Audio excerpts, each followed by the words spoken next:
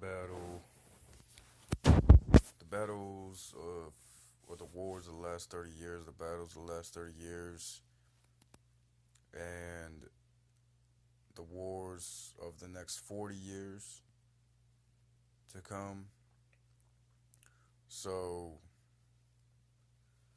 I know we started working with the CIA and everything. Uh, so you have to be aware if you're enlisted into the military right now and you're going in and you're being given guns. Well, guns are still being given to other people, and then you're going to come back and eventually enforce policies along with everybody else because you're going to be trained to carry weapons and everything. But it's a known fact that we've been working in the Middle East together with higher ups and bringing guns over there and providing basically our enemies with guns. So enemies, the enemies that we're fighting have our guns that we gave them. Said we're using, better guns, and then whoever survives the wars, those people will move up, and then it's like a sports team, like football.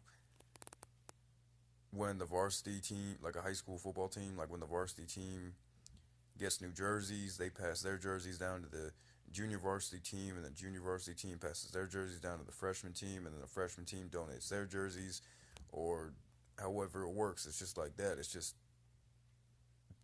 the United States of America is the varsity team, and they're going over there and retiring their weapons, and then those weapons are getting passed on to the Middle East, the Middle Easterners fighting, and then of of that group of people who died, those guns are coming back here because we're creating those guns. So that, well, I mean, those guns would have to come back here. Those are the guns that are coming back here and being used illegally, basically. But then you still have people who are using guns legally, and then it's the people who are using guns legally who are getting the people who are using the guns illegally. That's why I'm saying just don't have a gun. Just train, just train, recover from whatever injuries, self-inflicted harm, self-harm, trauma that you have to recover from, and then start training your body because everybody has an optimal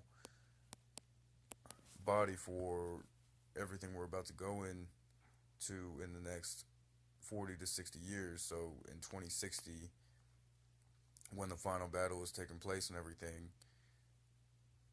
you will have trained long enough and hard enough to be able to pass on your experience, through teaching and everything, through you'll become the ancestor, so you'll be able to pass that information on.